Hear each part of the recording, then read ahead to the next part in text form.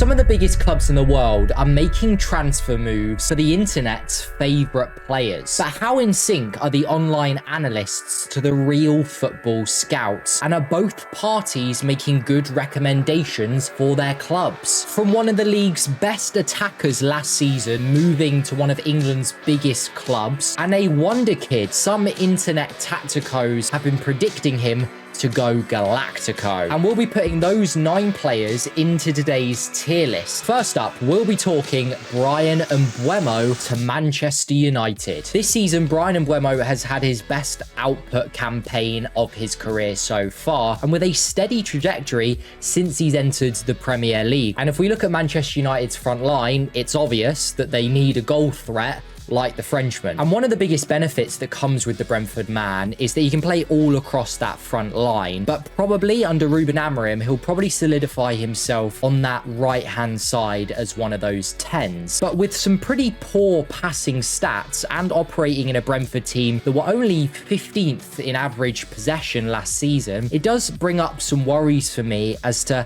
how good he can be at linking up the play and dropping slightly deeper into that midfield that oftentimes Amorim wants his 10s to do. He's clearly a very good footballer with a trajectory that I believe is only going to get better, but he's going to be walking into a club that are just a total mess right now, and he's coming from a club that feel like they're at their very peak, both in how they're run, they're statistically driven, and brilliantly coached. So if we look at the categories of today's tier list, at the top we have the visionaries, reserved for the very elite level scouting from around Europe and apparently on the internet. Moving down, we have the elite scouting. These transfers come with very, very little risk. Moving into the middle, it's simply a good call all around. You wouldn't bash anyone on the internet or any club for moving in for one of these players or manager. But then we move downwards to the risky business section. Transfers that I'm not saying aren't going to work,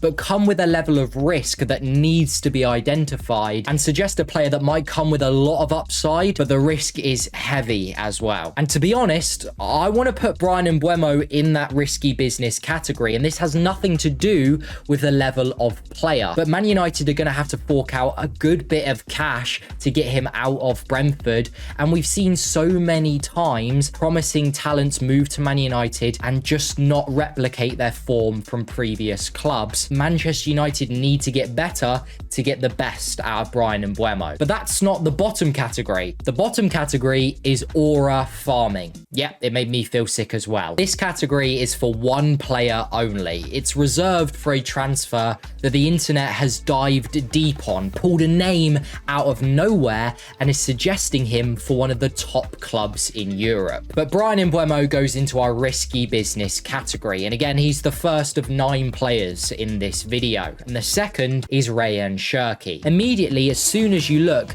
at the amount of appearances he's had at 21 years of age, you can see why scouting departments love him already. 185 Leon appearances, and he's not even 22. Again, one of those players that's going to be used across the front line, but more specifically in those right half spaces that he likes to drift into, and we can see that he likes to operate a lot closer to goal. He won't be used in build-up, and it can't be denied that his passing stats are outrageous. But despite this, I don't see him being a like-for-like replacement for Kevin De Bruyne. They're different players that have a slightly different body shape and way of manipulating space, and some of that rawness in his game is still present. The biggest quote-unquote downside to Rayan Cherki that people like to know is this supposed attitude problem he has, but I tried looking into it, and to be honest, most of it seems pretty unconfirmed. The biggest link I can find to any sort of misbehavior stems from a contract dispute last summer where he was out of the squad for the first 4 games as he refused to train, trying to force a move. The internet's been shouting this guy's name for at least 18 months now, citing impressive displays at Lyon and basically asking why no elite clubs have gone in for this talent. And I think that has to tell us something when we consider how good of a piece of scouting this is, because to be honest, Manchester City, it wasn't their first choice. But just because he wasn't the first choice doesn't mean he's not a very good choice. And I'm going to put him in the good, cool category because I just think he'll do everything that Pep Guardiola will want in his team. But do I think he'll immediately light up the Premier League? Not to the level to match the amount of hype that he's had on the internet, but definitely to surpass his transfer fee. And therefore, I think he fits quite nicely in the middle of this tier list. But from one transfer saga that went quite quickly to another that is kind of dragged, and we're in the absolute heat of it right now, we're talking about Viktor Gyökeres. I mean, what is there to say about Arsenal and picking their striker to win them the league? It feels like the narrative at the minute is go for Benjamin Šeško if it feels like you want to develop a talent to one of the future's very best, or buy a win now striker like Viktor Gyökeres. But does the title of a win now striker actually suit the Swedish international? Now, looking into the numbers at Coventry, it actually surprised me with 116 appearances for the Championship club. So he's definitely not going to need to settle into English football. But then obviously when he moves to Portugal, that's when his numbers absolutely skyrocket. But this is where people start to have their doubts, because 17 of those goals this year came against the bottom four, and only 2 goals, again in the league, came from playing against teams in second, third and fourth. But one of the biggest things I wanted to look into was, well, how good does Viktor Gyökeres fit into Arteta's footballing philosophy? And one of those things is he's been using Havertz for the past 2 years, and Havertz is a player that's going to constantly press from the front, be consistently included in the out of possession football. That is massive for Mikel Arteta. And Gyökeres actually has really high ball recovery numbers with 75, which is both higher than Havertz and Šeško, the second option. So where does he fit into this tier list? Well, I do think he is a win now striker, but not in the way that everyone likes to use that phrase. If they can sign this player, they will finally reach the zenith of Arteta's plan all along, and all of that pressure being put on a striker that, let's be honest, hasn't proven himself at the top table of European football. And the stats do suggest that he's getting a lot of goals against very, very poor sides. Now, this doesn't mean that I don't think he'll fit. Arteta will get a lot of good things out of Gyökeres. I just think now, for the amount of money that it looks like it's going to be due to Sporting holding out for a higher transfer fee than first thought, that amount of money and that amount of pressure on a player that still has question marks, I simply have to put it in risky business. Now, we're going to try something a little bit different with this player, and I'm going to tell you where I'm going to put them in the tier list before I even give you their name. This player has 66 Premier League appearances and 33 Eredivisie appearances. He had a career best output last season with 2 goals and 6 assists, which reflects how he likes to play the game. He's a front-footed fullback that likes to attack the opposition with some really impressive carrying numbers, 2.86 progressive carries per 90 and 0.43 carries into the box per 90 as well. That puts him in the 77th percentile. He's a very front-footed player with very little injury risk, but being a fullback, we have to look at his defensive stats. And one of the biggest worries is that he has 1.32 aerial duels lost per 90. A 21-year-old fullback that absolutely loves to attack, but his defensive numbers do worry me, and the balance of the team that he's going into, for me, puts this player in the risky business category. It's Milos Kerkez. Being a Liverpool fan, I want to put him at the very top of this tier list. I actually really enjoy watching him play, and I'm super excited to see him in this Liverpool team. I simply have to be real, and Liverpool have to be real and understand the player that they've signed. This player doesn't feel like it's going to be their stalwart at left back, but a player that's going to express themselves going forward, but will need nurturing and improving on his game going backwards. And I think it's absolutely vital that Liverpool keep a hold of Robbo next season to still have that security at left back while Milos Kerkez develops at the very top level. And obviously for the amount of money, it's not eye-watering. Liverpool can certainly afford it, but the optics of this team with Jeremy Frimpong on the right-hand side, it feels like Liverpool's fullbacks are going to be so attacking next season, and that is super exciting for a fan like me. But there's no question that that is risky business. The Premier League is an incredibly athletic league, and you can get punished going backwards on any day. So putting him in this category for me just says that Liverpool need to be a little bit careful in their rest defense. That's all. Now remember, we still have that wonder kid that Twitter Tacticos have been raving about for the last 18 months, and a manager that's just moved to his biggest club yet. But we're going to first talk about a player that football influencers and YouTubers have been putting in their teams of the season for like 3 years. And that player is Rayan Aït-Nouri. I think, again, this is a player that's showing the progression and the ever-changing dynamics of this Pep Guardiola Manchester City team, increasingly using those wider channels to attack fullbacks and the spaces in behind. Rayan Aït-Nouri is no exception to this. In the 98 and 97 percentile for take-ons attempted and completed, with super high carries into attacking areas, with strong defensive numbers but not overly impressive, and actually mapped onto Gvardiol's numbers, he profiles fairly similar. I think the internet has been screaming for Rayan Aït-Nouri to go to one of Europe's best clubs. I think we've all seen it over the past couple of seasons that he's been one of Wolves' best players. So I think overall it's not the most outlandish, incredible scouting. I think it's just super sensible and goes into our good call category. I promise I will put other players in other categories. And speaking of players where the world could see their potential, that describes no one more than Dean Howson. Now this is a strange one for me because I'm about to tell you a couple of reasons why I'm slightly worried about this move for Real Madrid. While the optics don't seem exactly right, and yet I can't take my eyes off him when he plays. He only has 32 appearances in the Premier League, obviously joining Bournemouth at the start of last season. He is just 20 years of age, and he's joining a really aging Real Madrid back line, with Rudiger and Alaba not getting any younger, and Militao coming off 2 ACLs. So there's no doubt he's going to get a lot of minutes and take on a lot of pressure of a Galactico back line. Looking at his numbers and watching him on the pitch, I think there's no doubt that we can see that his ability on the ball is outstanding, especially being able to carry it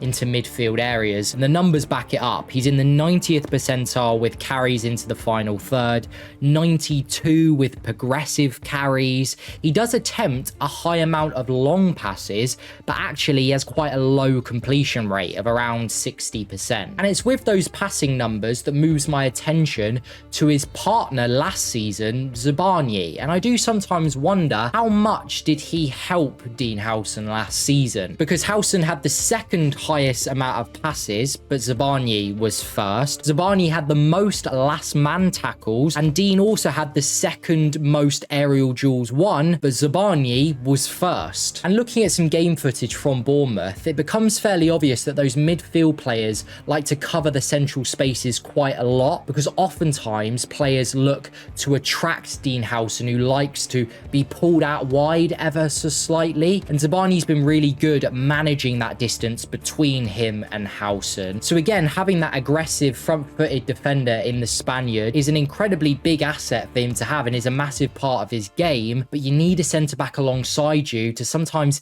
get you out of the dirt. So I do think he has a lot to grow into. He's going to play a lot of minutes, and that can be good or bad depending on how you view it, and a lot of those minutes are going to come at the most pressurized club in world football. But I just can't help but when I watch him think that this is no doubt the best under 21s defender we've seen in a very long time. Real Madrid very rarely get it wrong, so I'm going to put him in the elite scouting category. Now, it's time for the manager that we've all been waiting for. I know his name. Do you? Now, there's been a manager that the internet has slowly and quietly been gaining their belief and confidence in, and thinking that this manager has to take the next step in his career, and he's done just that. We're talking about none other than Thomas Frank. Now, this one is so interesting because immediately the question that jumps out for me is how much credit can we distribute between Thomas Frank and Brentford? Because we know Brentford as a club are incredibly smart in their recruitment, in their numbers, in their finances, but how much was that down to the direction of Thomas Frank, or is that just how the club is run? And if it is, well, is Thomas Frank going to take any of that and bring it to Tottenham Hotspur? So let's look at some of these numbers because they're so interesting. Thomas Frank is the most financially efficient Premier League manager in the last decade. But in terms of how they play, this was so interesting. Brentford are joint first for 6-yard box shots with 14%.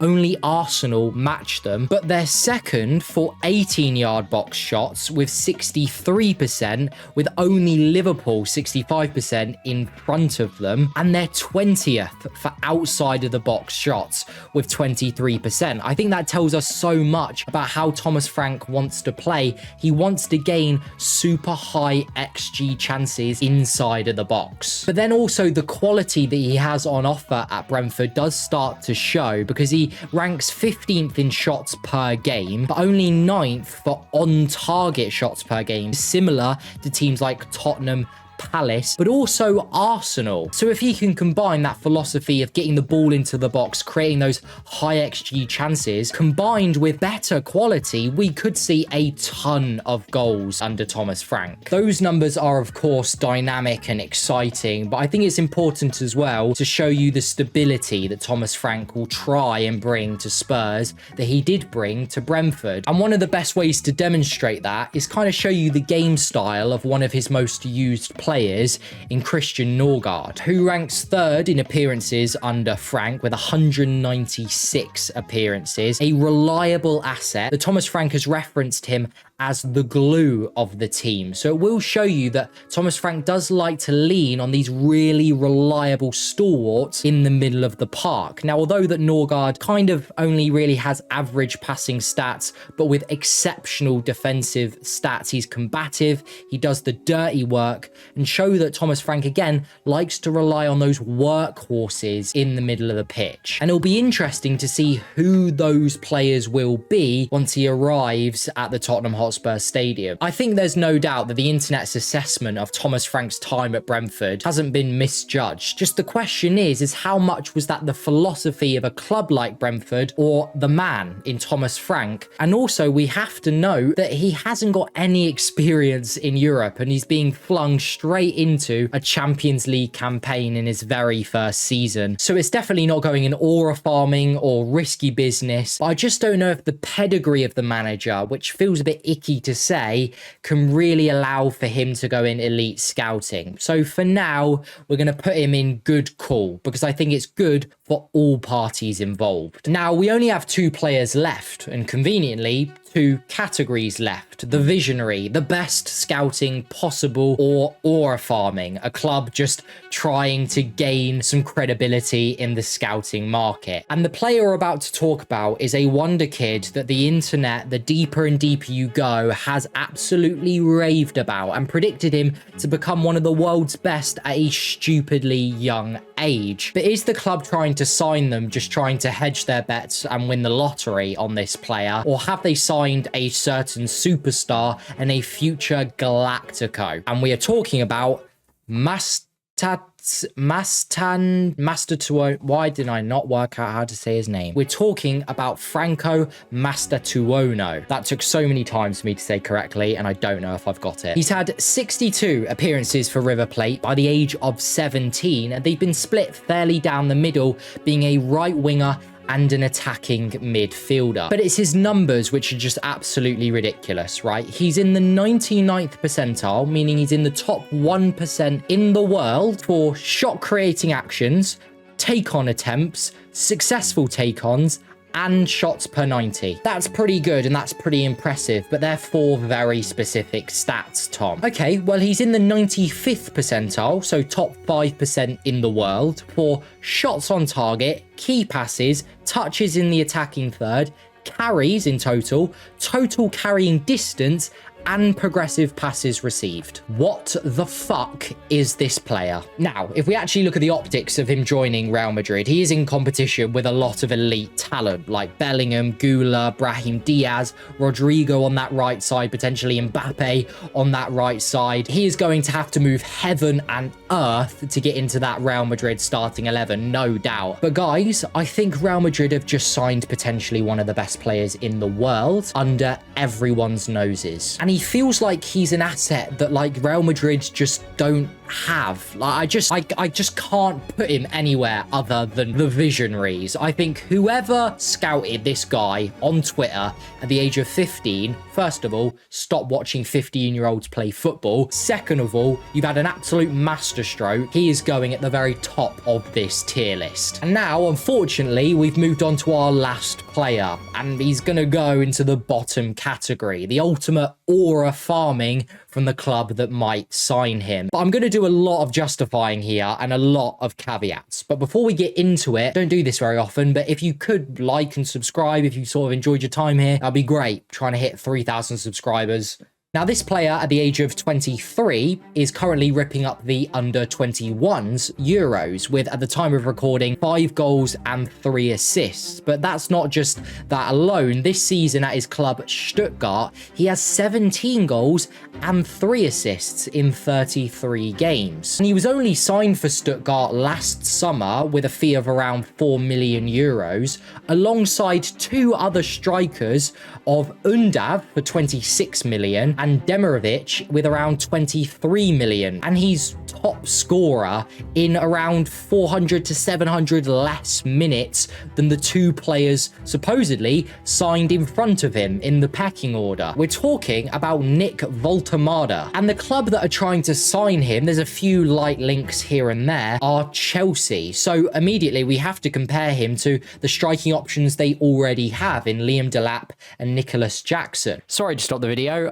This video was recorded a couple of weeks ago where those Chelsea links were a little bit stronger, but I think the comparison to those Chelsea strikers is still quite useful and quite interesting. Enjoy. In terms of league goals, Jackson has 10, Delap has 12, Voltemada has 12 as well, but of course that is in the Bundesliga. But when we go into the passes into the penalty area, something that you think Maresca would want due to him trying to pin back teams on the edge of their own 18, a very possession-based manager, Nicholas Jackson has 10, Liam Delap has 6, Nick Voltemada has 23. And this is just the start of his ability on the ball, his ability to create danger in and around that 18-yard box. He has 8.82 touches in the opposition box per 90, which is in the top 1% of forwards in Europe. He has 4.38 shot creating actions per 90, which is much higher than Nicholas Jackson and Liam Delap. So he's outperforming the players that were brought in front of him at his current club, and in ways he's a much better fit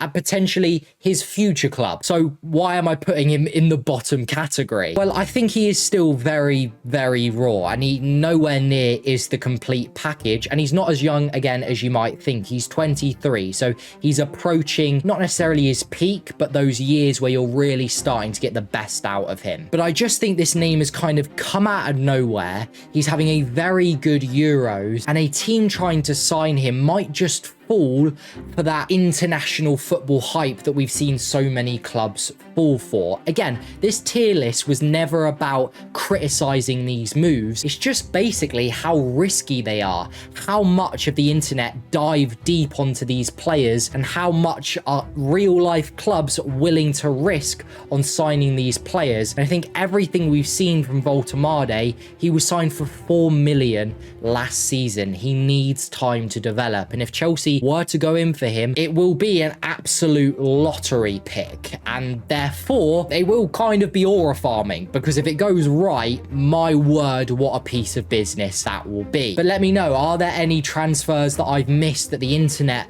have predicted or are predicting, and maybe we'll do a part 2. But if not, I'll see you in the next one.